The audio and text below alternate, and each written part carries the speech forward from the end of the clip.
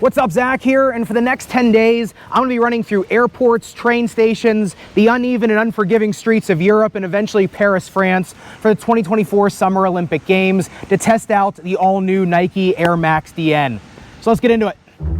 And literally moments after that intro was recorded, that's when the CrowdStrike and Windows glitch happened, and unfortunately our flight got caught up in a lot of that, and this ended up actually being an impromptu 30-hour straight. Nike Air Max DN did not take them off for 30 hours after that video was recorded, just in the airport trying to get a flight over to Europe so we could actually get, the scenic route to Paris Olympics. We ended up getting there. We still got 12 days over in Europe as well as for the Olympics, and I actually do have a top 10 shoe video I recorded on my way. Wasn't able to narrate this one as well. I had two other videos that I really wanted to make as well, but this shoe did get 30 hours straight worn. Did not take them off as well as 12 days straight, taking actually the more scenic route to Paris. So there was quite a bit of use out of these. And honestly, through all that, I think I got a better sense of these shoes and what they are capable of in both casual as well as a little bit more, stressed out and hurried situations. So like I said, 30 hours straight in these, what ended up happening is our flight kept getting delayed after a few hours and a few hours and a few hours. We couldn't just leave and go to a hotel. They kept, toying with us that flight was gonna get out of there. And we ended up having to go gate to gate to gate at Detroit International Airport, which is, some of those gates are super far away from each other. And, just looking at the uppers of these, having these on for a pretty long time, honestly, did not have all that much discomfort in terms of overheating or just kind of feelings of mildewy feelings under your foot after having a shoe for a long period of time. Obviously, no shoe's gonna feel great after all that period of time. But if you look at the uppers on these, it is 3 layers. The outermost is a very thin meshing. Then underneath that, you get that honeycomb weave. Then underneath that, you get a little bit of like a really thin kind of sandwiched padding layer. And then the tongue on these kind of resembles the Air Max units in the rear foot. It's this bubbled foam. But the nice thing is because, like I said, this is a casual shoe, the laces can lay a little bit flat because these are all outrigger lace eyelets. So really no lace irritation whatsoever, especially if you're not really cranking on these down. This does not have a runner's knot in it, but honestly, the heel slippage on these was actually pretty mild, which was actually a pretty nice surprise. Now, another nice surprise on these, you look at the breathability test on them, they did heat up 116.7 degrees, which is more than a lot of other Nike performance shoes. But given all the padding you're getting, given the layering in these shoes, to me, that wasn't as bad as I thought it was going to be. And like I said, on foot, even on some of the really hot days, there was actually a heat wave in Europe too, the day we got into Frankfurt. And I still really had not a lot of issues, like I said, with sweating, with heating in my feet. Not that I really could notice too much. Look at the breathability mapping of them. I think that's where you really see it. Just all that fog really immediately starts to pour out of the forefoot, even with all those layers of material over them. And like I said, some of these, are pretty tight weavings in there. So even with all those different layerings of the shoe, you're still getting pretty good egress of moisture and heat on these. More than, honestly, some more performance shoes. Looking at upper material on the upper durability test, 10 seconds highest grit sandpaper, yeah, the burr does start to work through it. I'm not really sure what you're, are you going through brush or what are you doing with these, but it is a pretty thin mesh on top of it. However, because of the layering on it in terms of blunt trauma and in terms of durability just to kind of your foot in them all the time, right, I think they're still okay, just like I said, because of how many layers of pretty quality material are in those uppers. But getting into the midsole teardown, honestly, this is where I was left wanting actually a little bit more. Now, number one, this does have a pretty nice shank on it. It does go into these wings that go into the rear foot. And honestly, for a shoe that's, like I said, not performance, that shank is a little bit more rubbery, right? It's pretty thin TPU, but it's reinforced to the hilt all the way through it. So it actually is going to add a little bit more durability to this shoe. The thing is, though, is, the dynamic Air Max units, right? Like these Air Max DN tubes, which are supposed to be these dual pressure tubes, right? So what they say is, that the tubes have higher pressure to lower pressure so that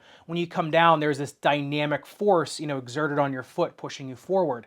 Well, at dynamic force, that's ground reactive forces. That happens with every step, right? That's why hardwood is always easier on your foot, than asphalt or concrete, right? The ground's always exerting a reactive force on you. It's just with these, like I said, some of the tubes are stiffer than others, and it's supposed to allow you to roll a little bit more from step to step. Honestly, I kind of just found it a little bit unforgiving. To me, honestly, I just found it a little bit more unforgiving than anything. I haven't gotten heel pain in quite a long time, and I have gone on some pretty long walking trips, right? I'm on my feet a lot, especially a lot of times when I travel. And these were one of the only shoes recently that I've actually gotten heel pain in.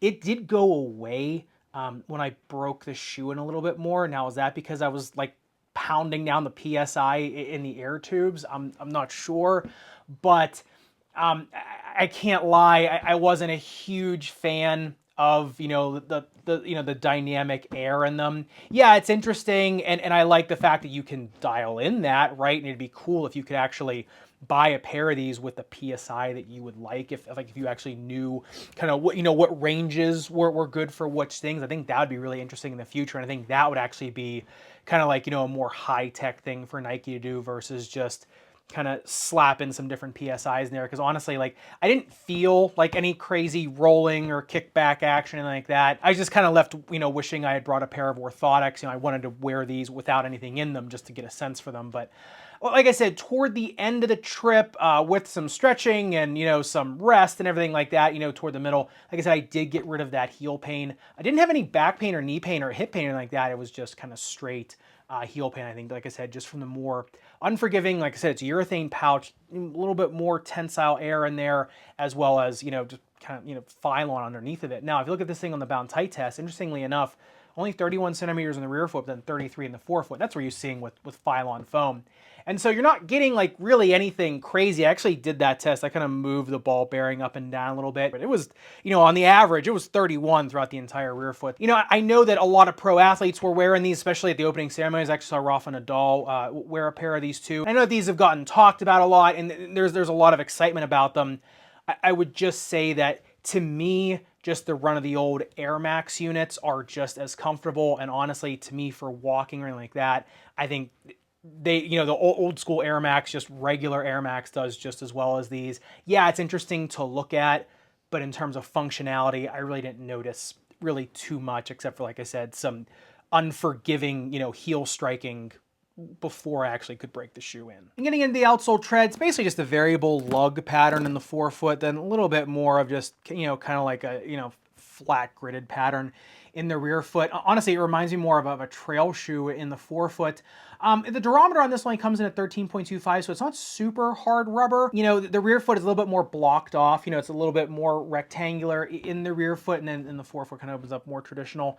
Like I said, it's a casual shoe, so does it really matter? I think as long as you're not slipping on, wet asphalt or cement, concrete, on painted lines or whatever, if you're trying to catch a bus or a train or something, I think it's fine. I didn't really notice any issues with it whatsoever. It is wearing down pretty good in the rear foot. The forefoot looks okay. I would have liked maybe a little bit more of a harder durometer rubber on these, like I said, just for maybe a little bit more durability, but all things considered, I think for pretty much kind of all-weather type rubber, they're okay. And speaking of, on the outsole durability test on these things, 10-second tie grit sandpaper, about a millimeter of damage on this. So, yeah, they're not going to be the most durable things on the planet, but like I said, you're probably not going to be putting a ton of friction into these unless you really shuffle, like in more of a shuffling gait. So if you do have more of a shuffling gait, get ready for these to look a little bit more bald. Otherwise, probably should be okay. And just in case you did want to know the speed ratio of these, coming in at a 2.21, Shank score of 0.1 brings these up to a 2.31.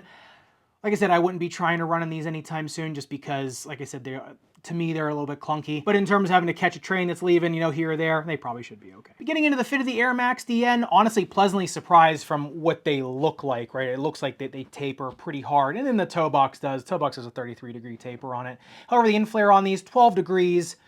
Getting up there, but nothing, too crazy yet. The toe box width, though, is interesting. Comes in at 10.4 centimeters, and then the metatarsal width, 9.3 centimeters, but pretty true length. Might be a hair short on these.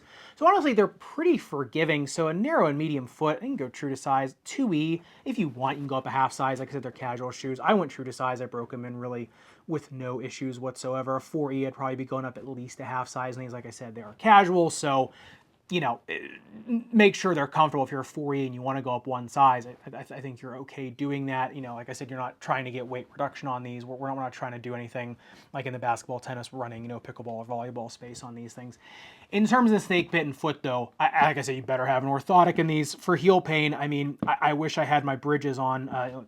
The orthotics I typically wear, the Power Step Bridge. I know I talk about the Pulses and the Pinnacles a lot. For my particular foot, I like the Bridge the most, and I really wish I had something in there just because, like I said, they were so unforgiving. Forefoot, they felt fine. Like I said, it's a pretty thick slab of Phylon in the forefoot, so I think it's fine for that. And like I said, Phylon, over time it does start to mold your foot a little bit more. That's one of the benefits of having Phylon in a shoe, especially pretty stout Phylon like in these.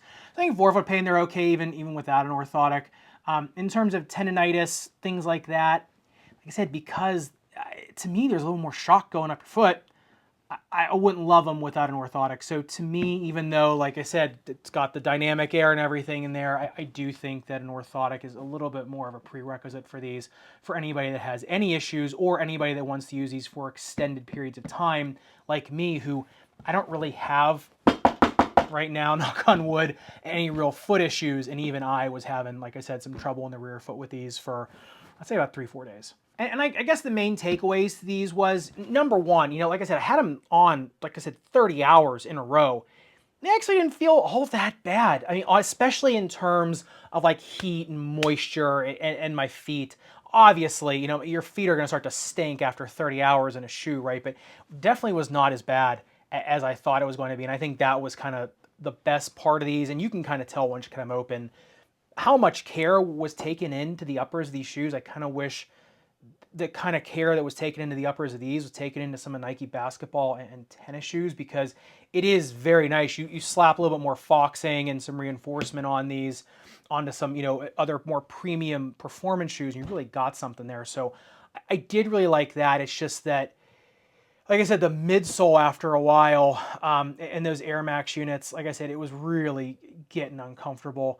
And so if you've got an orthotic in there, especially something a little bit more plush in the rear foot that can cradle the heel and kind of insulate you from those Air Max units, so that maybe you do get the more benefits of the Air Max unit without having to kind of suffer the consequences, I think that's the best parts of these. Also, I noticed when I was on more unforgiving type surfaces, right? Cobblestone, brick, things like that, more crumbling type streets versus just, plain pavement, asphalt, cement, concrete that was nice and smooth. That, obviously did a lot better in these, I think, just because, number one, the shoe isn't hyper stable, right? It's a little bit higher off the ground in the forefoot. Forefoot actually a little bit of a rocker in there too. So it's, then the rear foot's more flat, the forefoot's not. So I think maybe that little instability was maybe causing some micro motion in the heel too. And then finally, when I was more just on, normal pavement, some of that goes away. So I think that also may have contributed to it. I don't think they're bad whatsoever. And if you like them for the novelty of them, I think they're all right. Just make sure you get something in them. And so for me, would I buy a pair of these for a trip again? Probably not. My wife was actually in the new Pegasus with the React X foam. She had zero issues ever. She thought those were one of the more comfortable walking shoes they ever put on. And that was that video I did about them, saying I was going to get them for walking, more casual use, and everyone crucified me for that for I have no idea what reason. But she ended up wearing those, and she only had maybe about a day to break those in, and she did fantastic in those. She kind of had the same thing. She was kind of doing a competing, 30 hours in the Pegasus 41, and she did fantastic. And after that, the whole trip, she really had zero complaints, zero issues. So, if I'm going to go back in and get another Nike shoe, right? If we're buying Nike for travel, that's probably where I would go. To me, I'd rather be in the Vomero 17 versus the Pegasus 41, but to each their own. That's just my preferred foam. But like I said, you really can't deny with her, because she's had some issues with some shoes traveling in the past too. And like I said, she did absolutely fantastic in those versus me. We're kind of suffering in these. So that's kind of where I would go. I think I'd put my faith more in the foams that I know and I trust versus something like this, like a dynamic Air Max unit. So I'd love to hear your thoughts in the comments down below. I know it's a little bit of a different video. So if you'd like to see more shoes like this, make sure you leave me a comment down below as well. And if you do want to see what I'm talking about, that top 10 shoes from the Olympic Games, where you can kind of see everywhere that I was at and kind of how I got myself into Paris, make sure you click into this video up above and subscribe down below. Respect your rubber and foam. I'll see you somewhere in the Sneakerverse.